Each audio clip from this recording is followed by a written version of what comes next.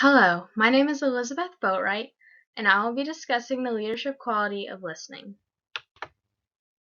What comes to your mind when you think about listening? Do you think about sitting in silence? Do you think about someone trying to talk to you over loud music? Or do you think about talking on the phone? All of these examples are hearing. Listening is more than simply hearing, it goes deeper than that. Listening involves really making a conscious effort to understand what someone is trying to communicate to us. To succeed in life and in the business world, listening is very important. If you are not a good listener, you may miss deadlines, important facts, or projects. Listening is truly an important quality to have in order to succeed in life and as a leader. What does it mean to listen?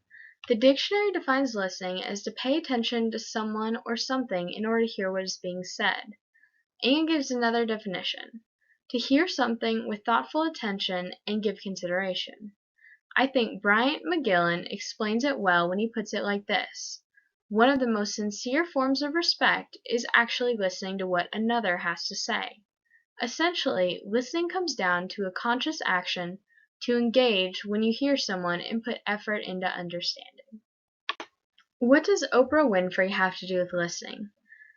For example, the idea for Oprah Winfrey's book club actually came from one of her people. At first she had her doubts about the idea, but she decided to listen to it and it ended up working out great.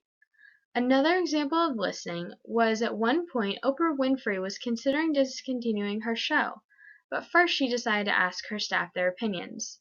Her staff suggested revamping the show instead. Again, listening to others paid off in the end. Rachel Ramone once said, "The most basic and powerful way to connect to another person is to listen. Just listen. Perhaps the most important thing we ever give each other is our attention." Listening is an important quality to have in order to be a good leader because people want to feel like they matter. And the best way to make someone feel like they matter is to listen. Listening is an important skill to have. After I graduated from college with my bachelor's degree, I couldn't find a job. After searching for months, I fell into working production for different TV shows and movies. Set life was chaos. There were stunts going on, people running lines, and about 5 people yelling directions. I had to pay special attention to the person directing my group. In one scene, we had to run multiple directions against other people in the dark. Listening to directions and observing body language helped to keep myself and everyone else on set safe. The more and more that I did the production work, the more difficult my jobs became. One year, I assisted in running auditions for a TV show. 12,000 people showed up, and needless to say, it was hectic. I was in charge of an area that held roughly 100 people. Due to the sheer number of people, it was very important to listen to the radios for my area to be called before we moved into the next section. Listening to the radio was important because with multiple people on at one time, I had to be sure my group was being called before I moved them. If not, it resulted in chaos, as my group of people would be running into audition rooms as the other people would be running out. So how can you demonstrate listening? When you ask someone a question, take a second and listen. Don't just brush over their response and move on. People want to know that they're being heard.